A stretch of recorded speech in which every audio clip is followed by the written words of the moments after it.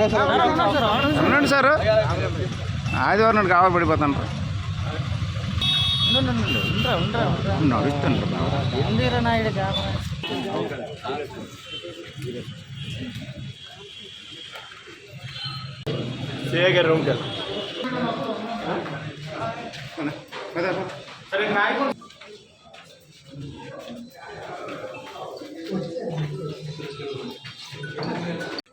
Sir ఎలా తిరిగింది sir?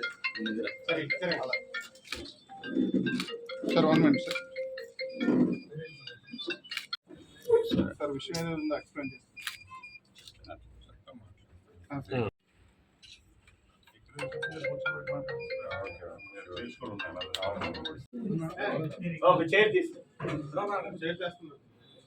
మరి విజయనగరంలో కూడా మా అందరి మనోభావాలు హర్ట్ అయ్యాయి. అటువంటి రాష్ట్ర ముఖ్యమంత్రి సెక్షన్స్ తో కేసు కట్టాలని చెప్పి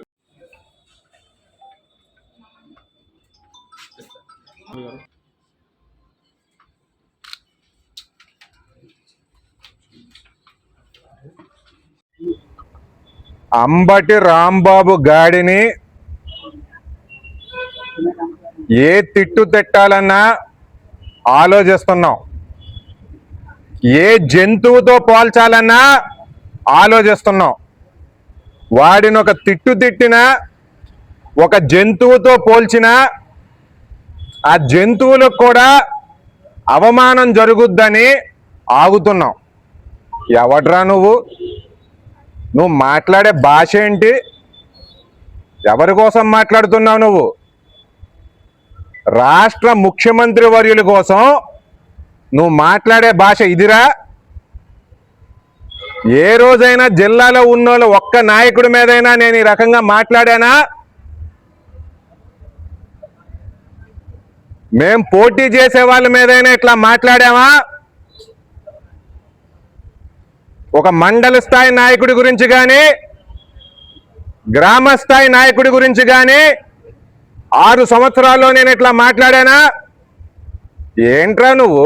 ఎవడివి నువ్వు? పార్టీల మధ్య చిచ్చు పెడతావా? ప్రజల మధ్య చిచ్చు పెడతావా?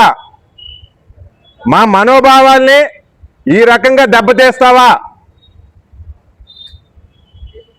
నీ కుటుంబాన్ని ఎవడైనా ఎట్లా అంటే నీకు ఎట్లా ఉంటది? మేము ఈ రోజున పోలీస్ స్టేషన్కి వచ్చి ఒక కంప్లైంట్ ఇవ్వడం అనేది జరిగింది. మరి పోలీసులకు కూడా రిక్వెస్ట్ చేస్తున్నాం, మేమందరం కూడా మా మనోభావాలు ఏ రకంగా ఉన్నాయంటే, గుంటూరు మేము వెళ్ళలేకపోయాం, పోలీసులు అరెస్ట్ చేసి తీసుకొచ్చి మాకు ఒక 5 నిమిషాలు ఇవ్వండి చాలు, ఇంకేం అవసరం లేదు. అలాగే రెండో విషయం, ఇటువంటి పశువుని అరెస్ట్ చేస్తే కాపులను అరెస్ట్ చేశారంట. ఎట్లా మాట్లాడమని ఎవరు చెప్పారు అతనికి? ప్రతి పార్టీలో కూడా కాపులు ఉన్నారు. నమ్ముకున్న సిద్ధాంతాల కోసం పోరాటం చేసేవాడు కాపు, అందరినీ కాపు కాసేవాడు కాపు. ఈ రకంగా ఇటువంటి వాళ్ళని అరెస్ట్ చేస్తే కాపు కులానికి ఏదో అన్యాయం జరిగినట్టుగా చిత్రీకరించొద్దు.